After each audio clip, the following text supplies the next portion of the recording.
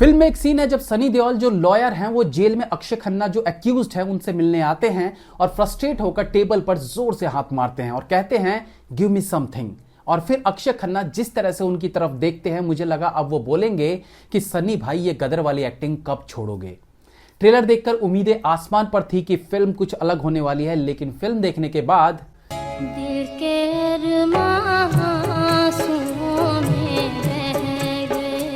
Film की कहानी शुरू होती है एक लड़की के घायल अवस्था में कार से सड़क पर धकेले जाने से, जिसका इल्जाम आता है शहर के रईस बिजनेसमैन के बेटे शौर्यमन गौर पर, जिसे अक्षय खन्ना ने निभाया है। दूसरी तरफ एक ऐसा लॉयर है जो अपनी लाइफ में कोई केस नहीं आ रहा है और वो हमेशा सच का साथ देता है, जिसे निभाया है सनी देओल ने। सर्कमस्टेंसेस ऐसे बनते हैं कि मजबूरी में सनी देओल यानी अर्जुन मेहरा उर्फ इक्का को शौर्यमन गौर का केस लड़ना पड़ता है और जीतना भी है, क्योंकि अर्जुन की बेटी इस केस के हार जीत से कनेक्टेड है।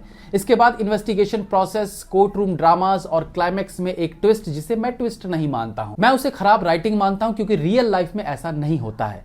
एनीवेज, स्क्रीन प्ले कमजोर है, स्टोरी में लूप होल्स है, अनेकों सवाल के जवाब नहीं मिल पाते हैं, डायलॉग्स में खामियां हैं। सनी देओल एक सीन में अपनी बेटी और बीवी को कहते हैं कि आज बटर चिकन खाएंगे, लेकिन हेल्थ कॉन्शियस बेटी मुंह बना लेती है और सुशी खाने की बात कहती है। वो स्विमर है, अच्छे लेवल पर कंपटीशन में पार्टिसिपेट करती है और फिर उसे कैंसर है ऐसा बताया जाता है। कैंसर का कारण एनवायरमेंटल बताया जाता है। अब इतनी हेल्थ कॉन्शियस लड़की जो स्पोर्ट्स में कमाल करती है, जो बटर चिकन ना खा के सुशी खाती है, उसे कैंसर।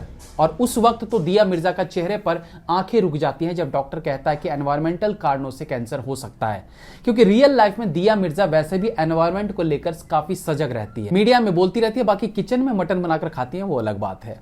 देखो यार, रिव्यू से भटको मत। सनी देओल की एक्टिंग में कुछ भी खास देखने को नहीं मिलता है। इवन वो वकील का ड्रेस पहने कोर्ट में भी ऐसे चलते नजर आते हैं जैसे फौजी की वर्दी पहने बॉर्डर पर गश्त लगा रहे हों। सर को समझना होगा कि ये बॉर्डर नहीं कोर्ट है। एक आर्मी ऑफिसर, तारा सिंह और लॉयर के एटीट्यूड में फर्क होता है। सनी पाजी कोर्ट में कटघरा तोड़ने पर उतारू थे। फिल्म में तिलोत्मा के पहले सीन में वो अपनी बालकनी से एक बैग में बंधे रस्सी से सब्जी को ऊपर खींचती दिखाई देती हैं। अक्सर शहर में नीचे खड़े ठेले वाले से सब्जी ऐसे ही ऊपर खींच के लिया जाता है, लेकिन जब आप तिलोत्मा को बैल्कनी में देखेंगे, जब सब्जी उसके हाथ में आने वाली होती है, उस वक्त बैकग्राउंड देखेंगे तो लगेगा कि तिलोत्मा 32वें फ्लोर पर रहती है, जो कि पॉसिबल नहीं है, क्योंकि इतनी ऊपर रस्सी से सब्जी नहीं खींची जा सकती है। इट मींस उस पर्टिकुलर सीन पर बैकग्राउंड में जो वीडियो चिपकाया गया है वो गलत एंगल से शूट किया गया है। आप फिल्म देखेंगे तो पता चलेगा। अक्षय खन्ना का कैरेक्टर अच्छा है, जहां जहां वो नजर आते हैं सीन और सनी देओल दोनों को डोमिनेट करते हैं। हां, कुछ एक मौकों पर जब वो चेहरा नीचे करके सिर्फ आंखें ऊपर करके डायलॉग बोलते हैं तो लगता है मानो उनके अंदर का रहमान डकैत बाहर आने की कोशिश कर रहा है। अक्षय खन्ना पूरी फिल्म में नॉर्मल हिंदी बोलते हैं, बट 2-3 जगह वो इतनी शुद्ध हिंदी क्यों बोलते हैं ये समझने का विषय है। एक जगह वो अपनी पत्नी को धर्म पत्नी कहते हैं। अब ये ऑड इसलिए लगा क्योंकि वो एक हाई क्लास फैमिली से हैं जहां पत्नी वर्ड भी कम ही सुनने को मिलता है, तो वो धर्मपत्नी कैसे कह सकते हैं। शायद यहां वाइफ वर्ड ज्यादा बेहतर होता। दूसरा, एक जगह वो कहते हैं कि बार बार मुझे अपमानित कर रहा है। आई मीन अपमानित? बिजनेस टाइकून का रईस बेटा क्या ये बोलेगा कि उसे अपमानित किया जा रहा है? आजकल इंग्लिश बोला जाता है, हिंदी में इंग्लिश मिक्स। ऐसे में अक्षय खन्ना का इंसल्ट ना बोल के अपमानित बोलना थोड़ा अजीब लगा। इवन वो कोर्ट रूम में भी जज और वकील को साहब कह के बुला रहे थे। मतलब थोड़ा सा ऑड नहीं लगता साहब? तो मुझे लगता है कि अक्षय खन्ना की नहीं, राइटर की गलती है जो डिसाइड नहीं कर पा रहे थे कि किन शब्दों का यूज होना चाहिए। स्क्रीन प्ले की बड़ी खामी यह भी है कि जबरदस्ती के सीन्स को प्लांट करने की कोशिश की गई है, जैसे कि जज द्वारा तिलोत्मा को बोलना कि हाथ को क्या हुआ और जवाब मिलना कि सर केस बड़ा है तो 2.5 किलो का हाथ चाहिए, ऐसा ही कुछ था।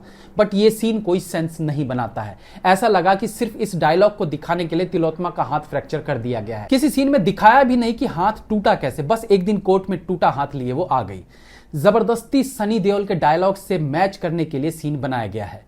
डॉक्टर बच्ची के पेरेंट्स यानी सनी और दिया को कहते हैं कि आप बच्ची के रियल पेरेंट्स नहीं हो क्योंकि आपके बोन मैरो मैच नहीं करते हैं। Later on we came to know कि Diya is real mother of that girl, तो फिर डॉक्टर ने यह क्यों कहा कि दोनों के बोन मैरो मैच नहीं करते। फिल्म में अक्षय खन्ना की पत्नी गौरी का सीन शुरुआत में सेंसिबल लगता है, लेकिन फिर जो ड्रामा रचा गया उसका कोई सेंस नहीं बनता है। अगेन स्क्रीन प्ले खराब था, जिसके कारण ऑडियंस क्लियरिटी के साथ समझ नहीं पाते कि आखिर ऐसा कैसे हो रहा है। फिल्म का क्लाइमैक्स जो ट्विस्ट सरप्राइज से भरा होना चाहिए वो निराश करता है। पर्सनली मुझे ऑडियंस के पॉइंट ऑफ व्यू से भी क्लाइमैक्स ने निराश किया, क्योंकि रीजन जो भी हो, पूरी फिल्म के दौरान ऑडियंस अक्षय खन्ना के कैरेक्टर के सपोर्ट में रहेगी और क्लाइमैक्स उस नजरिए से अप टू मार्क फील नहीं होता।